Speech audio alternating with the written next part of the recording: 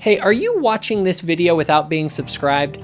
We recently looked over the channel analytics, and apparently a lot of people who watch the channel have not yet subscribed. So if you enjoy this channel, please subscribe. Not only will this ensure new episodes pop up in your feed, it also helps this content reach more people. So hit that subscribe button if you haven't already.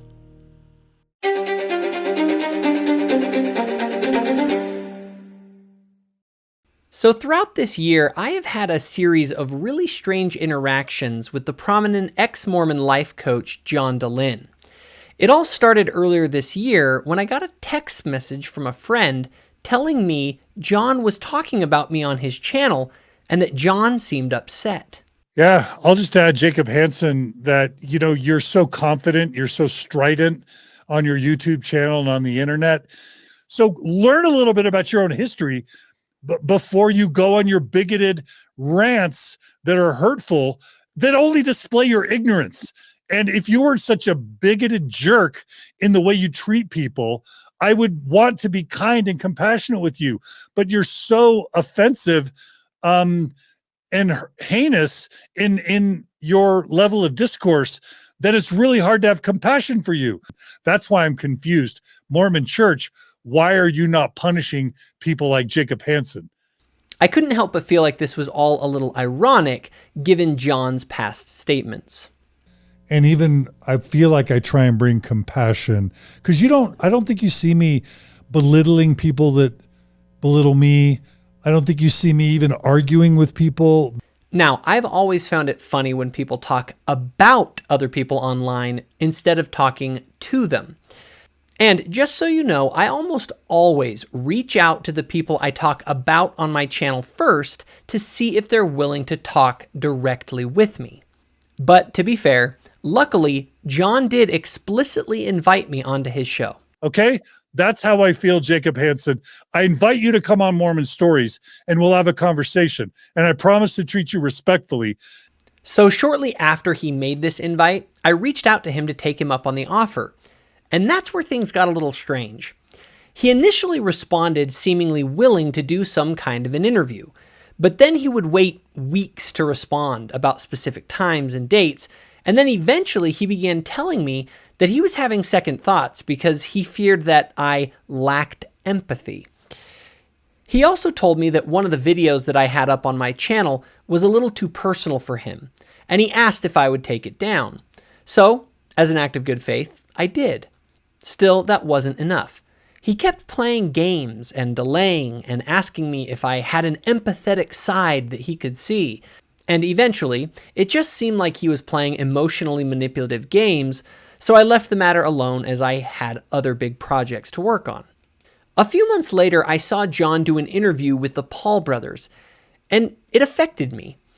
I came away from watching the interview they did with John Dehlin feeling very different about him. The Paul brothers actually expressed very well my own feelings on the matter in a subsequent interview. I came away from that interaction with such a different perspective on John Dehlin than I went in with, because there was a point where, he was kind of red-faced, like screaming at us saying, "Why me? Why did I get excommunicated? I was more righteous than you guys. I never looked at porn. I never did any of that. Why me?"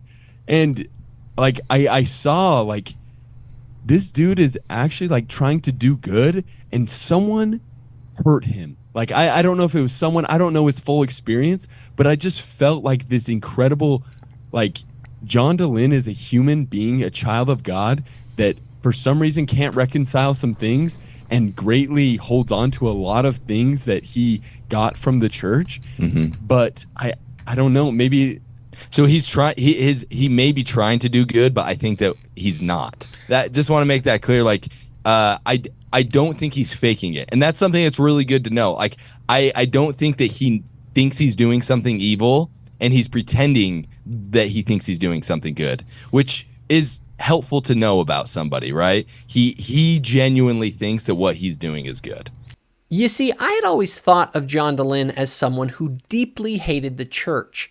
But after his interview with the Paul brothers, I came to realize John is not best understood as someone who desires to destroy the church, but rather as a radical progressive who was excommunicated because he refused to stop publicly undermining church leaders and teachings as he sought to remake the church according to his own ideologies. John has even said that he would consider rejoining the church if certain changes were made. Keep in mind that John does not drink or smoke or do drugs, which is something very rare in the ex-Mormon space. Drinking is usually the first step someone takes as a rite of passage when leaving the church. It's almost like an ex-Mormon baptism. I think John largely keeps the word of wisdom because somewhere deep down in John's heart, he knows it's true. I think subconsciously, John loves what the church gave him and is still deeply mourning losing certain aspects of the faith that he knows for a fact blessed him and his family. The weird thing is I still feel like the luckiest guy in the world to have been raised Mormon, like you. Like I got to marriage feeling like I was the luckiest person in the world to be Mormon. And when you think about the fact that I lost my faith in 2001, and I stayed actively engaged for the better part of 14 years after completely losing my Orthodox literalistic faith, I hope that's a testimony of how much I love this institution. If I had a magic wand, people think that if I had a magic wand, if I was like Voldemort, which people call me, and if I had that magic wand and I could wave it, that I would make the church disappear. That's actually not true. But John's issues and frustration arise because he simply cannot reconcile the restored gospel with his radical progressive ideologies that he has adopted as his new religion. But I love the church. See, that was always the rub. I loved elders quorum. I loved sacrament meeting. I loved testimony meeting. I loved serving. So, but then I realized I learned enough about privilege to realize that part of the reason I love Mormonism so much is because it was made by and for people like me, straight, white males. And so I decided, well, how can I stay and enjoy this when I know that there's so many people suffering? This is also why John has become good friends with activists within the church who are seeking to undermine things like our definition of marriage and gender, as well as trust in God's prophets. What I've come to realize is that while John is filled with resentment and anger towards the church, his primary motivation is not to destroy it, but to try and change it according to his own ideologies. Now, obviously, there are a million problems with the activism of people like John. Most notably is that ideas like his contradict Christ's teachings and would, in fact, destroy the church by reducing it into essentially nothing more than John Dehlin's Thrive conferences, which John himself knows end up as little more than lame gatherings of resentful people who end up swinging and doing drugs. Have you guys talked about non-monogamy on your show at all? We have talked a bit about it. I identify as polyamorous. I guess I'm just your classic ex-Mormon, ex-Mormon hippie. One of the most incredible, transformative nights I ever had was doing ayahuasca. And we sat in a circle, and we had a shaman. I was in a cave talking to aliens. And the whole night you're holding a bucket and you're purging. And it's hard to explain, but you think of throwing up in this world as not enjoyable at all. And I actually really enjoyed holding that bucket and purging all evening. Now, despite how demonstrably harmful John's ideologies are, after watching his interview with the Paul brothers, I did come to realize his intentions were sincere. So I decided to reach out to him again, if for no other reason than to let him know that I did not believe his fundamental motivations were nefarious. But first I reached out to a mutual friend of ours, Stephen Pinecker, to let him know about the shift in my thinking about John. Stephen largely agreed with my assessment about John's motivations. And Stephen said that he would be happy to host both of us on his channel to have a discussion about our different worldviews. So I reached out to John, and he said that he might be willing to have lunch with me to discuss things further. Eventually, I decided to fly out to Utah, and we set a date. So I sent the following text message. John, I am very much going into this not knowing what exactly to expect. But as I mentioned in the email, I think I have got some things wrong about your motivations. My intention is to explore that and see where it leads. I also hope to show you who I am. Many people have an impression of me that changes when they actually meet me. I think if we can both come to the conclusion that we are not badly motivated, I think it could lead us to something positive, even if at the moment I don't really know exactly what that is. Unfortunately, this meeting never happened. Just a couple of days before I was to fly out to Utah, my channel released a video featuring Rachel Patterson's critique of Dr. Julie Hank's ideas about women. That day, John sent me one of the strangest texts I've ever received. Hey Jacob, I'm friends with Julie. I don't think I'm going to feel safe meeting with you until you stop the smearing stuff and make restitution. If or when you decide to make public apologies for past behavior and show a pattern of changing your approach to sincere critics, I'd be willing to consider re-engaging. But for now, I have little reason to trust. Reach out to Pinecker when you feel like you've made restitution. I'm going to block you in the meantime, because texts and words mean little in these situations.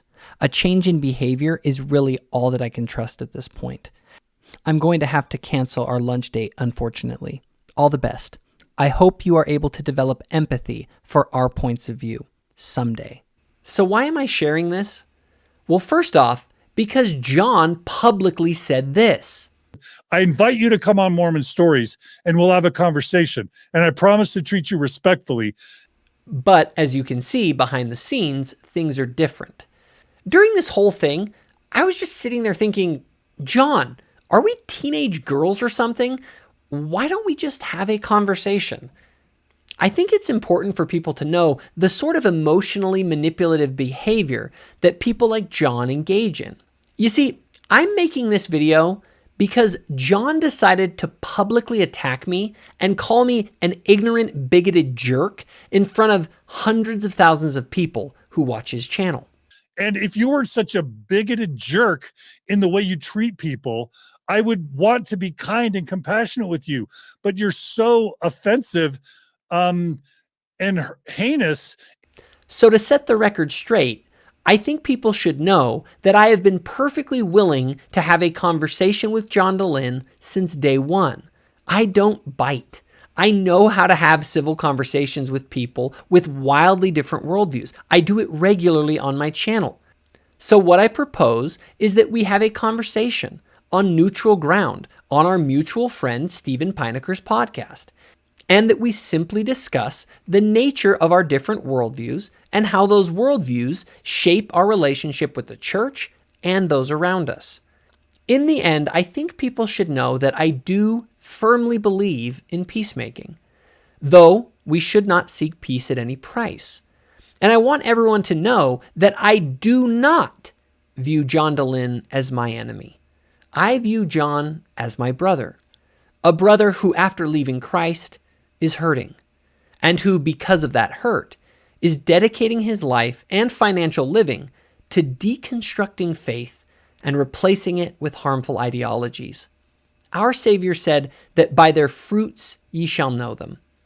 And frankly, John Dehlin's ideas have led many, many people to nihilism, hedonism, addiction, divorce, and a litany of other problems that come when you unmoor yourself from the rock of our Redeemer. Now, John, I'm under no illusion in thinking that you and I will agree on much, but I think there is way too much ugly and painful resentment between active members and those who have left. We all have seen this in our families. And maybe this is a chance to show our respective audiences that it's possible, even for people with as strong opinions as John Dehlin and Jacob Hansen, to engage without hatred or manipulation as we seek clarity in conversation instead of simply shouting down each other as heinous bigots. So, John, the ball's in your court. You know where to reach me. Hey guys, if you enjoyed this video, be sure to hit that subscribe button so my future videos show up on your feed. Also, If you or someone that you know has benefited from the content here on Thoughtful Faith, please consider becoming a channel donor or volunteer by visiting my new website, thoughtfulfaith.org, and clicking on the Get Involved page.